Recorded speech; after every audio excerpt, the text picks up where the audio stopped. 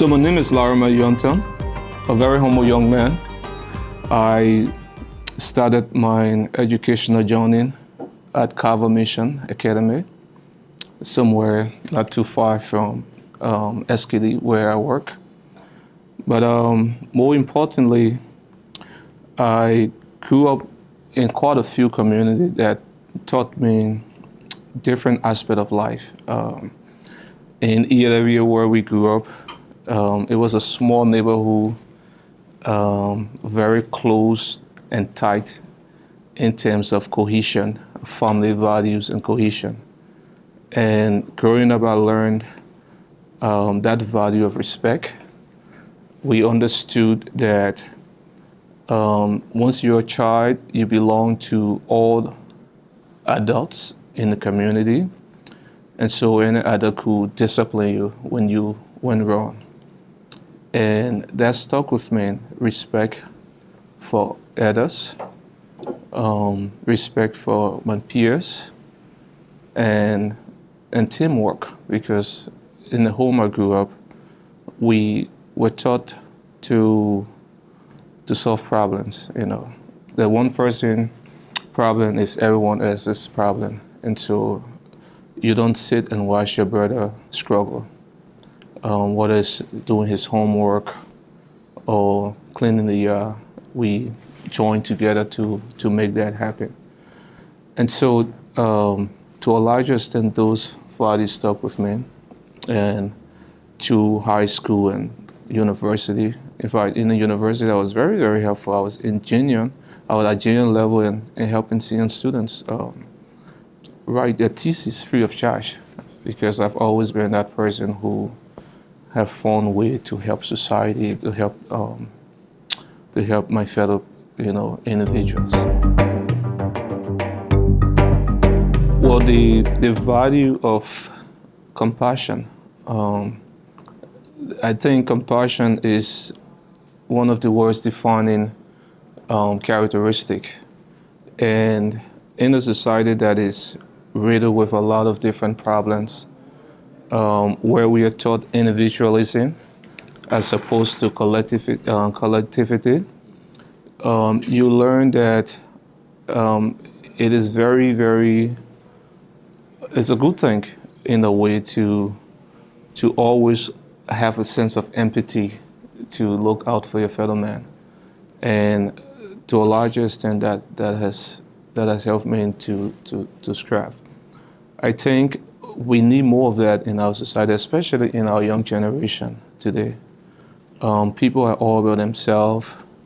People are finding every slight opportunity to get ahead, to bring someone down. We've mastered this art of pulling people down. What is in the name of politics or in the name of some competition.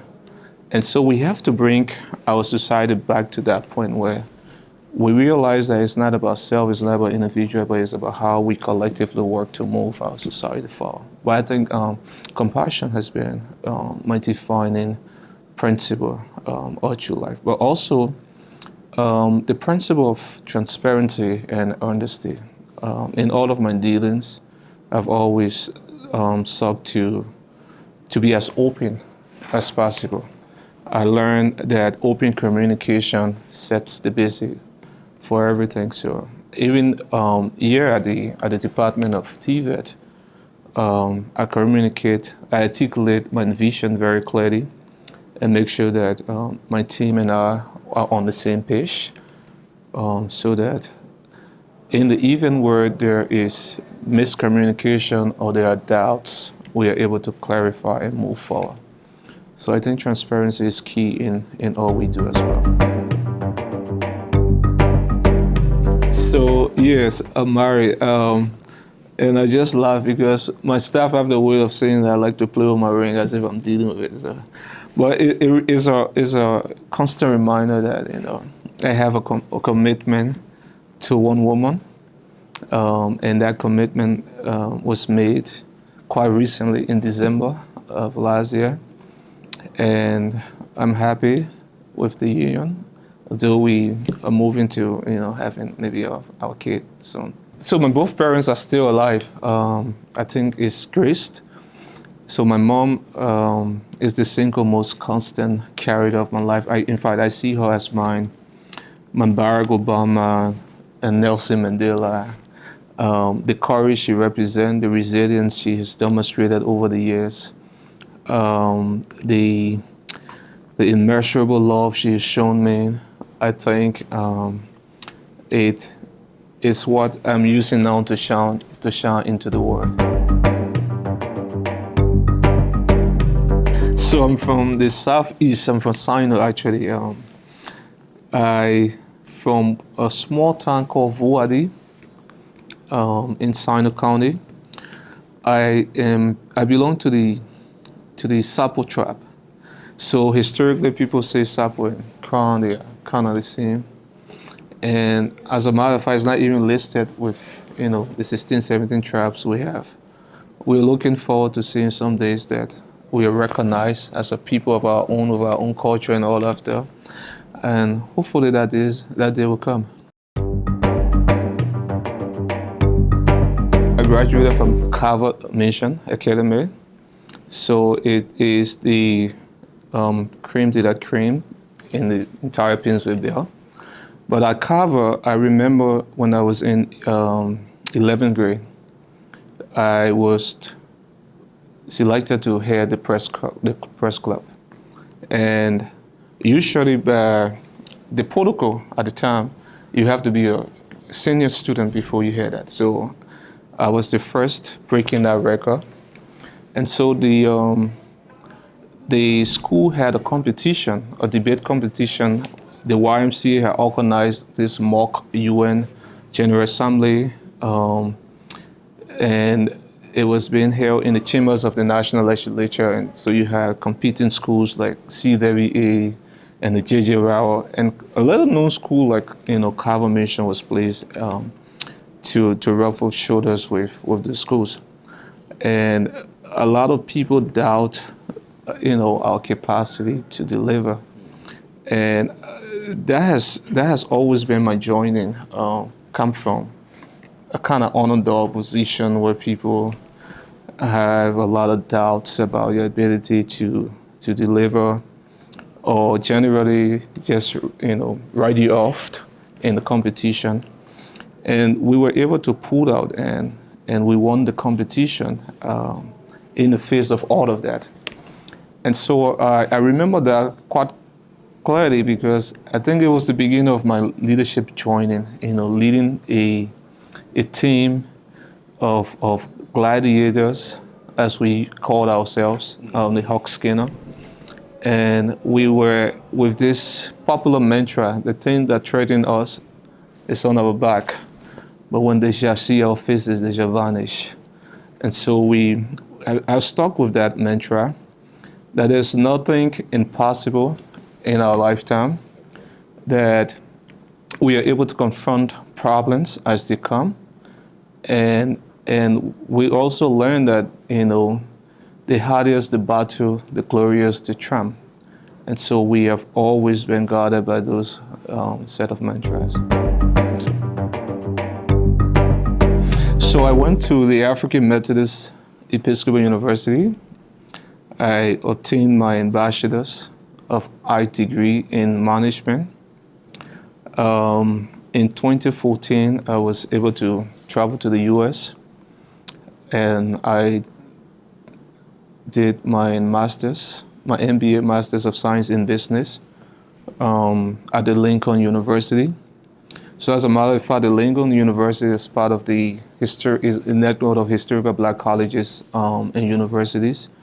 And so proudly I share alma mater with great African legends like the late Desmond Tutu, Nizikiwe, the first president of Nigeria, and even Kwame Nkrumah. And so it's a school of legacy for Black revolutionary at the time, but now for emerging African reformists. But I also got a master's in international peace and conflict resolution, with abilities to ensure that we are able to solve problems social transformation is a key thing to international development. And I did that at the Akita University. So yeah, I come with 2 masters, but I don't think that as far as this role, um, that the degree is what matters. But I think the vision, the general vision, um, for a sector that has a potential to create employment opportunities for a lot of young people, and solve Liberia's old age problem of youth unemployment, and even this cycle of dependency among our young people. So it's why education is important, but I think the passion and the vision combined can bring about the results.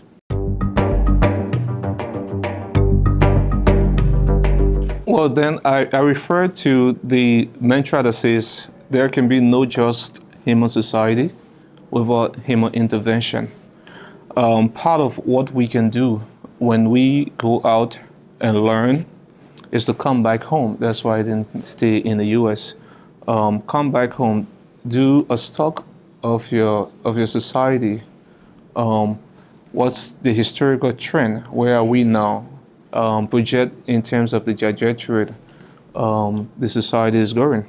And particularly for TVET, I think it is very important to note that if we are properly investing in technical and vocational education, where a lot of young people who are graduating from high schools, a majority of them are not going to college today, where there's a whole host of those very young people that are dropping out of at the 10th grade, 9th grade, 10th grade, 11th grade level, right? Before even getting to 12th grade. What we have a massive emergency with our at-risk young people.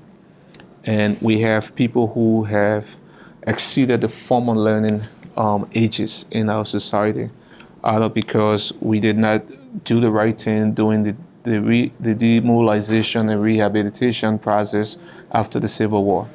You know that the problem is enormous, and one can only solve societal problem by understanding the depth of the problem. It's not about how many degrees you have, but it's understanding the society you're from, the background of the people you're dealing with, and working to find solutions.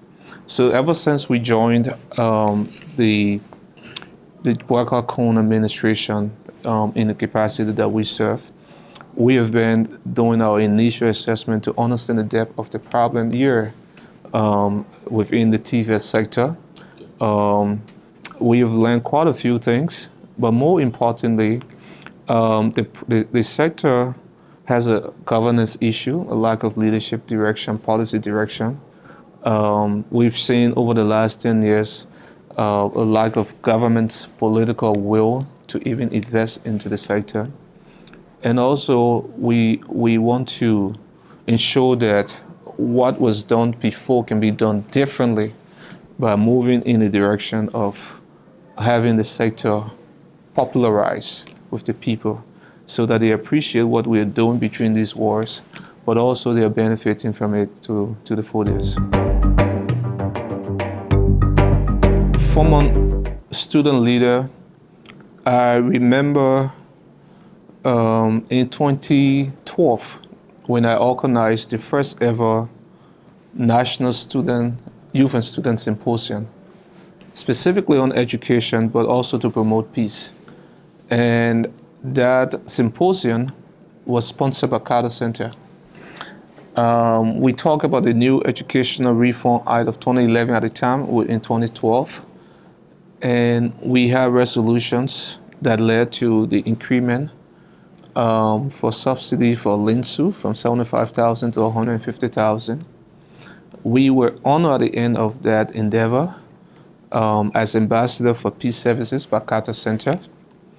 In the U.S., I was honored by a traditional Liberian organization that shares the legacy of Chief Twasaman from Nema County, and I received the Twasaman Leadership Award for my enormous contribution to the community. And I also received the Manivia African Leadership Award in Baltimore, Maryland County. Those are just a reflection of um, society and how it recognizes people who are making frank effort to change our local communities. The fact that I hold a political office that makes me a politician. But I've been involved with politics since I was in high school. And then in the university, we were very involved with student politics. I pay homage to SWAPO from AMEU. That was the party I was on. And so it was much easier to transition. But it was easier to transition to national politics, because we are told in university that the university is a microcosm of the larger society.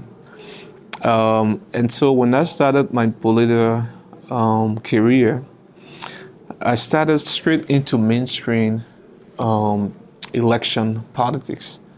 And so I contested in 2017 in Montserrat District 12, unsuccessfully, but I learned a lot of lessons from that engagement. I learned how the people think at the district level as opposed to when someone is running for senator or running for the presidency. But I also learned the great deficiency we have in our generation. Just the other day, someone from Senegal at age 44, becoming the youngest African president alive, who have been elected as president of his country at age 44, very relatively young. The reverse can be said for Liberia, for a generation that has predominantly over 60 to 65% of the population. But the resentment politically against ourselves speaks to the enormous work that we have to do for our generation to begin tapping into the cream de la cream, the best among us, and push them forward for national leadership. It's hard to say that we are in government working, but the great divide between our generation and the broadcast generation is clearly seen. We hope that as the torch is passed on, we as young officials of his government can go beyond and strive to unify not just the country itself, but even within and among ourselves as young leaders, to begin hashing on how we can work together, to learn how to, build the foundation of trust among each other, and to be able to advance our interests without fighting one another in a way that we have seen in the past. So I think the onus is on us as young leaders to do that, to first cement, this generation of young people. And then when we are successful at doing that, we can take it at the national level. But yeah, as far as my political sojourn, that's how far I've come. I did not contest in 2023. I felt it was important to be a part of the national exercise, the national crusade to rescue Liberia from the hands of the past administration. And we fought with everything we had. A friend of mine can say we fought with our bare hands, and we saved the state, the tiger.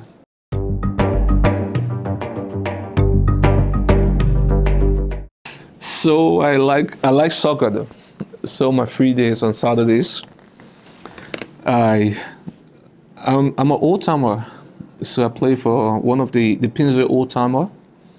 In fact, I won the MVP in the most recent league. Yeah, but also I'm a workaholic actually.